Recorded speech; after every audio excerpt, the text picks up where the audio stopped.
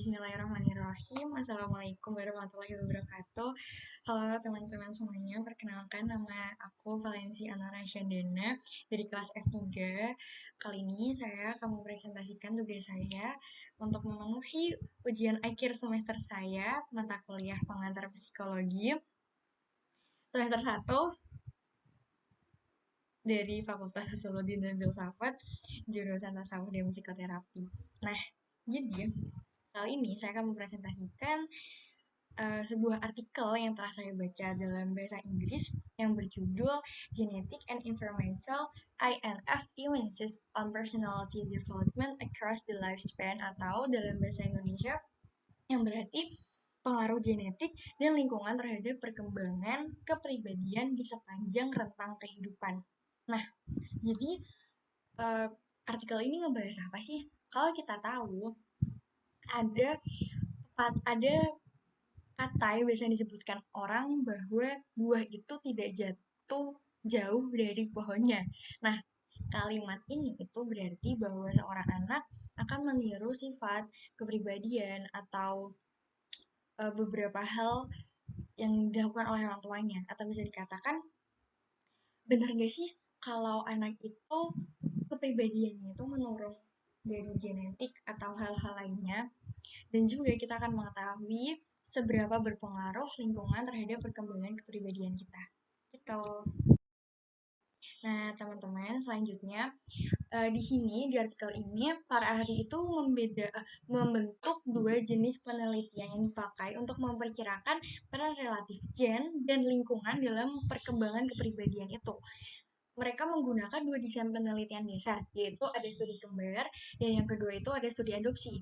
Nah, studi kembar itu nanti dibagi menjadi 3, sementara studi adopsi berdiri sendiri. Nah, aku akan menjelaskan lebih lanjut di slide selanjutnya. Jadi, sebelum kita melangkah lebih jauh untuk mengenal apa itu studi kembar, nanti itu ada sering disebutkan dua kata ini yang ada di dalam studi kembar. Nah, kalau kita nggak tahu apa itu akan lumayan sulit untuk mengetahui apa yang sebenarnya dibahas dalam studi kembar itu sendiri. Nah, dua kata itu adalah monozigot dan dizigot. Teman-teman, sebelumnya saya sempat berdiskusi dengan teman-teman SMA saya tentang kembar itu sendiri, tentang studi kembar. Tapi lebih tepatnya lebih mengarah ke kembar itu sendiri. Saya menanyakan tentang apa mereka ketahui tentang monozigot dan dizigot. Nah, dan mengagetkannya, dan waktu itu saya juga baru tahu, teman-teman SMA saya yang dasarnya adalah IPS, mungkin ini juga salah satu alasan mengapa kita tidak mengetahuinya. Jadi yang kita ketahui itu, kembar itu bisa menjadi anak kembar, atau untuk adanya anak kembar itu bila ada dua peleburan, dua sel sperma dan dua sel telur sekaligus. Kita tidak mengetahui bahwa adanya saat peleburan satu sel sperma dan satu sel telur itu bisa menjadi anak kembar. Kita tidak mengetahuinya. Jadi ini salah satu hal yang benar-benar perlu dibahas sepertinya, bahwa monozigot dan dizigot itu perlu ditegaskan kembali jika teman-teman juga memiliki dasar yang sama seperti saya, bahwa kita sebelumnya adalah anak IPS. Jadi gini, di studi kembar itu disebutkan dua hal yang sangat sering. Nah, untuk adanya anak kembar itu ada dua, ada monozigot dan dizigot. Monozigot itu adalah kembar identik, terjadi ketika peleburan satu sel sperma dan satu sel telur menjadi dua janin. Jadi satu sel sperma sama satu sel telur itu mereka itu bisa menjadi dua janin. Jadi bisa dibayangkan seberapa dekat mereka. Mereka tuh udah deket dari zigot. Kayak emang benar-benar sedekat itu si kembar identik ini. Nah, si kembar identik ini mereka itu memiliki kelamin yang sama, darah yang sama, kepribadian yang sangat sulit dibedakan karena mereka emang mirip-mirip banget, di artikel ini disebutkan. Selain itu, si kembar identik ini mereka itu dibedakan dengan yang berbeda itu, yang paling spesifik perbedaannya itu dari ini sidik jarinya mereka. Jadi bisa dibayangkan seberapa identik kembar identik ini atau si monozigot ini. Nah, selanjutnya itu ada dizigot. Dizigot itu adalah kembar yang tidak identik, terjadinya karena peleburan dua sel telur dan dua sel sperma sekaligus. Jadi si kembar dizigot ini atau kembar tidak identik ini mereka akan menjadi kembar yang tidak seiras atau kembar yang tidak identik.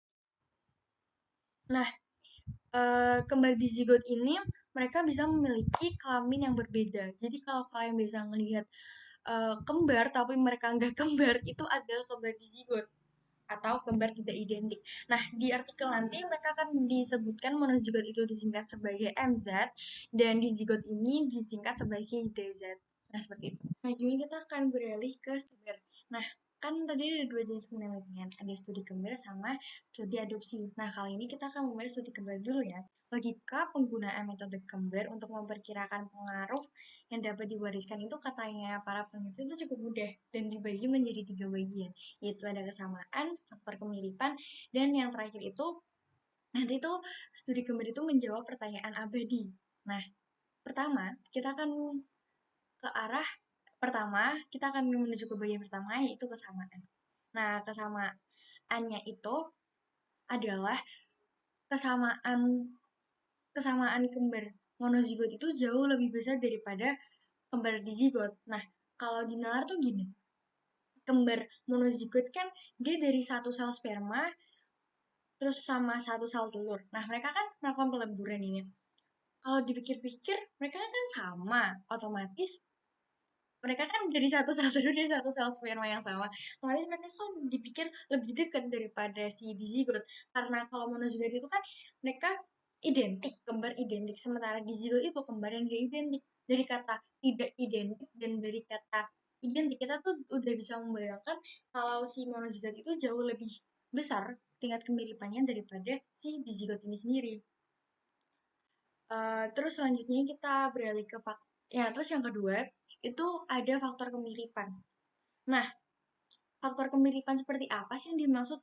Faktor kemiripan yang dimaksud itu kemiri kemiripan genetik dari kembar MZ atau monozigot itu dua kali lebih dua kali lipat lebih besar daripada si kembar dizigot itu sendiri. Dan oleh karena itu, jika tidak ada hal lain selain gen yang mempengaruhi kepribadian mereka, kepribadian kembar MZ, si monozigot ini seharusnya itu setidaknya itu dua kali lipat lebih mirip dari kembar dizigot.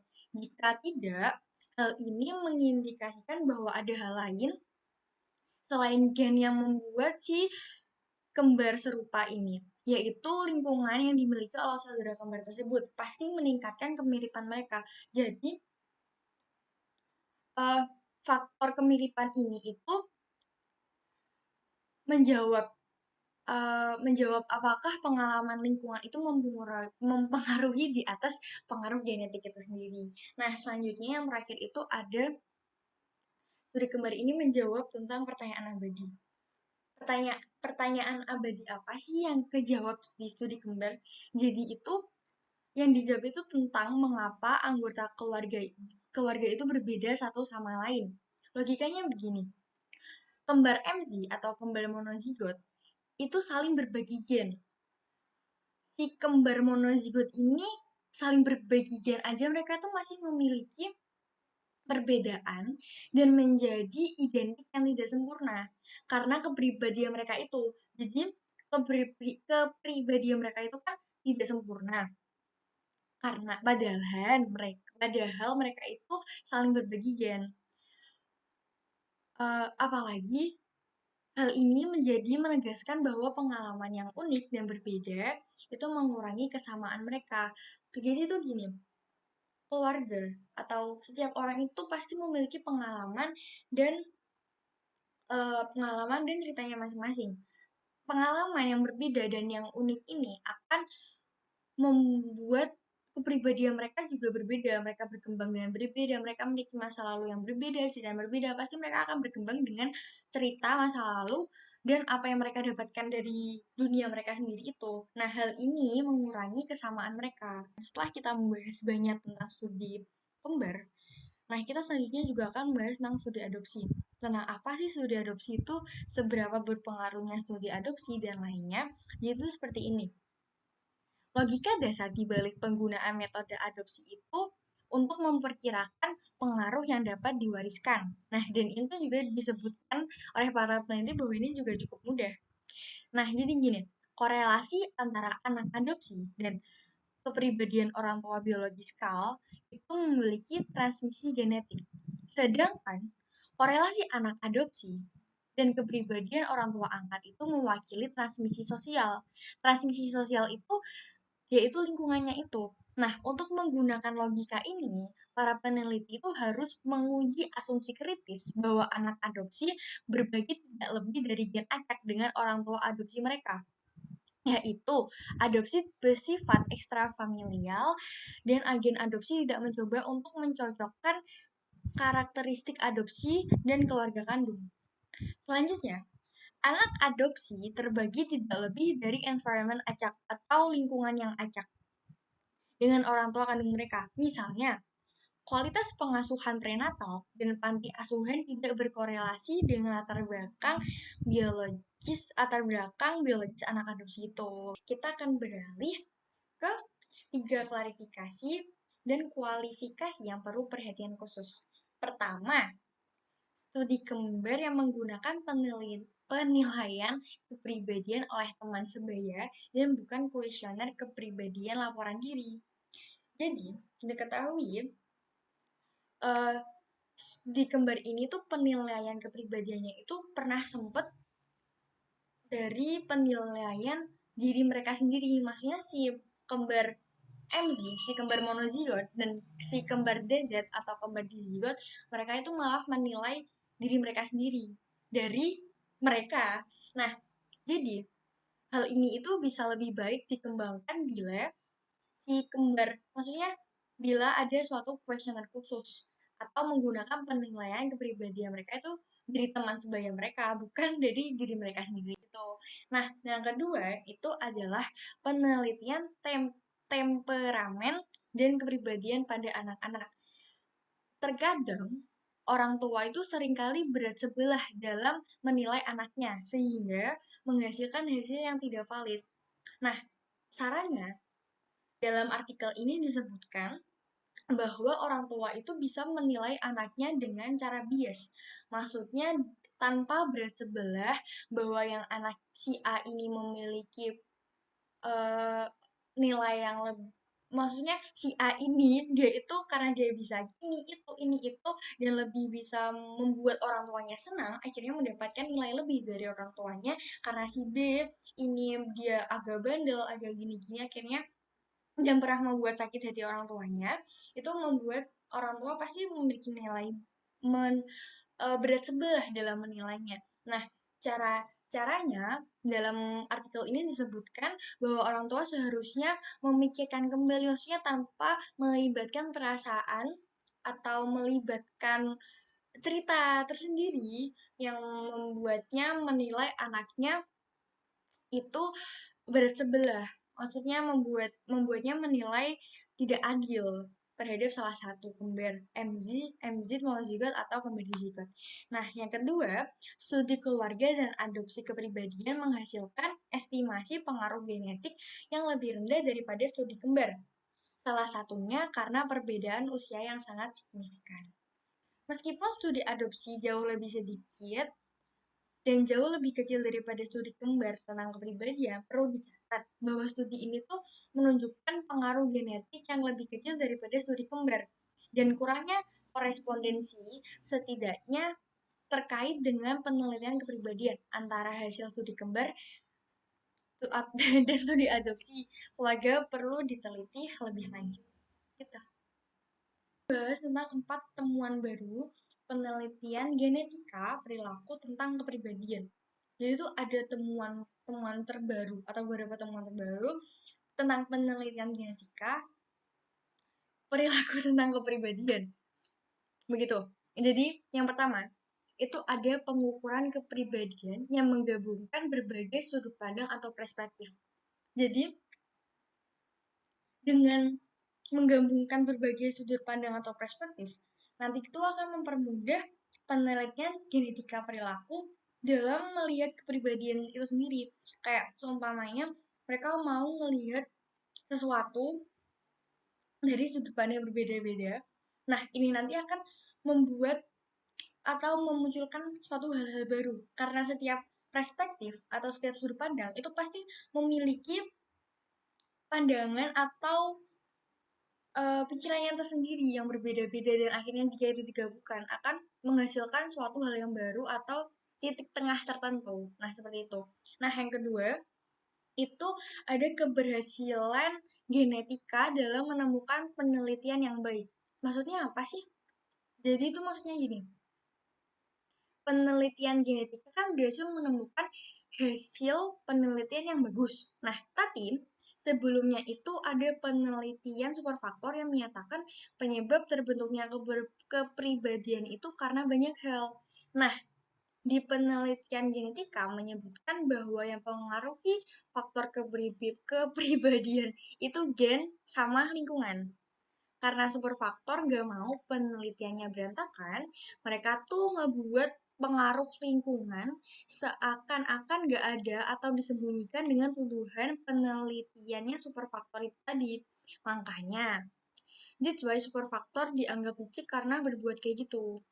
Nah, itu tadi yang nomor dua. Nah, selanjutnya kita beralih ke nomor tiga atau temuan yang ketiga. Itu ada metode genetika itu dianggap ideal untuk diterapkan pada pertanyaan mengenai perubahan etiologi terkait usia, baik dalam perkembangan yang normal ataupun yang abnormal. Nah, di slide selanjutnya, aku nanti akan ngebahas tentang eh, kenapa sih metode genetika ini dianggap ideal untuk diterapkan pada pertanyaan mengenai perubahan etiologi terkait usia ini tadi. Itu nanti akan dijelaskan lebih lanjut kayak untuk penegasannya, kenapa metode genetika itu ideal di slide selanjutnya. Nah, yang selanjutnya ini yang nomor 4 itu adalah metode genetika perilaku juga digunakan untuk membahas proses kesinambungan dan perubahan dalam perkembangan kepribadian. Jadi, metode genetika perilaku ini itu dianggap bisa eh, untuk proses kesinambungan dan perubahan dalam perkembangan kepribadian. Jadi, perkembangan kepribadian kesinambungan kesinambungannya itu nanti bisa dilihat dari penelitian genetika itu tadi. Itu di poin ketiga tadi itu disebutkan bahwa metode genetika itu ideal untuk diterapkan pada pertanyaan mengenai perubahan etiologi terkait usia. Nah, di slide terakhir ini, di slide yang ini, aku akan menjelaskan tentang 3 penemuan terbaru yang semakin menguatkan metode genetika itu. Metode genetika itu perilaku yang ideal untuk meiniin apa sih? Untuk benar, untuk untuk menjawab pertanyaan mengenai perubahan etiologi terkait usia itu tadi. Nah, jadi yang pertama itu ada penelitian mengenai perkembangan kognitif menunjukkan bahwa iritabilitas IQ meningkat dari masa kanak-kanak hingga remaja akhir.